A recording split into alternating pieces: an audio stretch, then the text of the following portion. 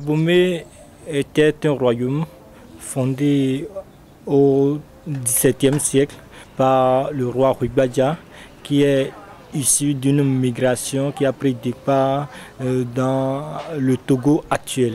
Le royaume a connu sa plus grande expansion au début du XVIIIe siècle sous le règne du roi Agadia à Abomey, à 135 km des côtes. Mais c'est ce roi qui a fait l'expansion, l'agrandissement du royaume jusqu'aux côtes du sud, avec surtout la conquête du royaume d'Alada et celui de Savé.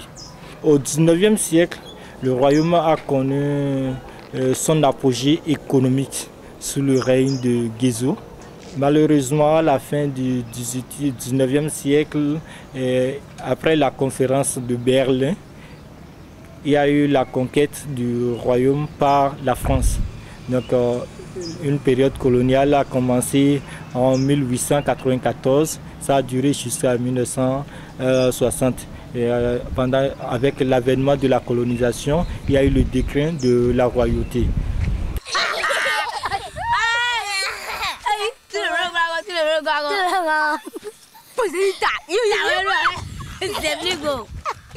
Le fossé de fortification qui ceinture la ville d'Abomey a un rôle défensif. Cela a été creusé au XVIIIe siècle et en ce moment, il y avait des guerres tribales en Afrique. Donc, le roi d'Abomey a initié cet ouvrage pour pouvoir protéger entièrement la capitale du royaume. Et désormais, lorsque quelqu'un va vouloir rentrer dans cette capitale, il doit prendre part à l'une des entrées. Et là, il est contrôlé. Ils ont aussi planté des plantes à épines tout autour du fossé.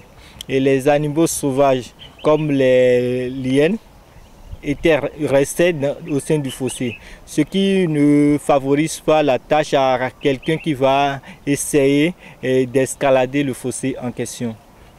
À Abomey, on a deux types de palais. Il y a les palais publics qui sont les lieux de travail des rois. C'est comme si actuellement on parle des présidences. Et les palais publics sont à l'intérieur du fossé de fortification. Cela occupe une superficie de 47 hectares. Avant, c'était entretenu par les rois. Actuellement, c'est classé patrimoine mondial de l'UNESCO. Donc, c'est entretenu à la fois par l'État et l'UNESCO. Et la structure de ces palais publics, la particularité, c'est que quand un roi accède au pouvoir, il construit son palais public justé à celui de son prédécesseur. Ainsi, sur le site des palais publics, on a 10 palais. Maintenant, à partir du règne du roi Agadia, le constat était qu'à l'intérieur du fossé de fortification, il y a une concentration urbaine. Si bien qu'il faut chercher un moyen de désengorger un peu la ville. Pour cela, lui a construit le premier palais privé à l'extérieur du fossé de fortification.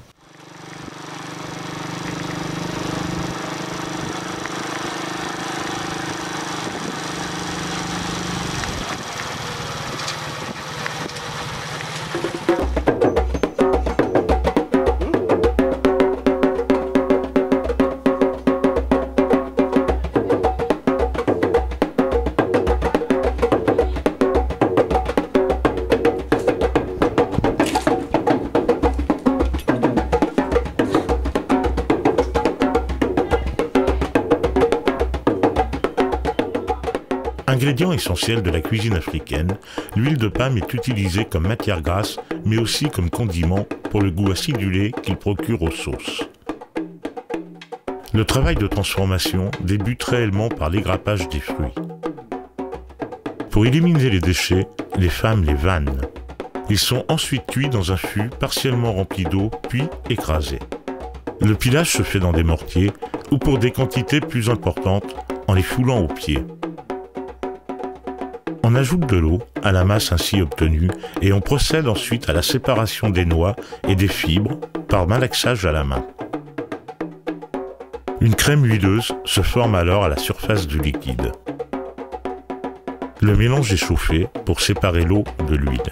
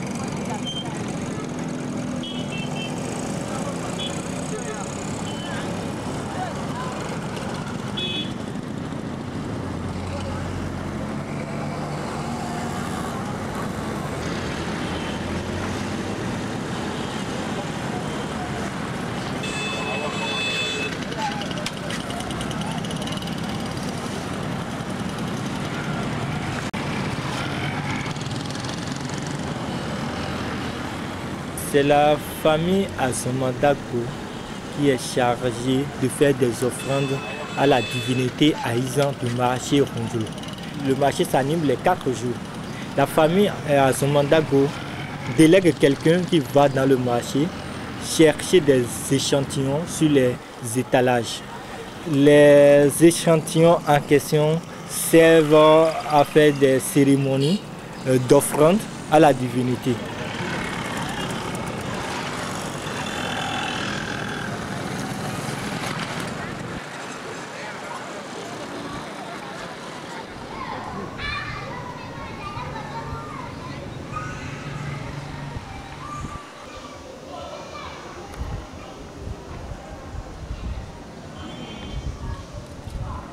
De nombreux bâtiments restent de l'époque coloniale.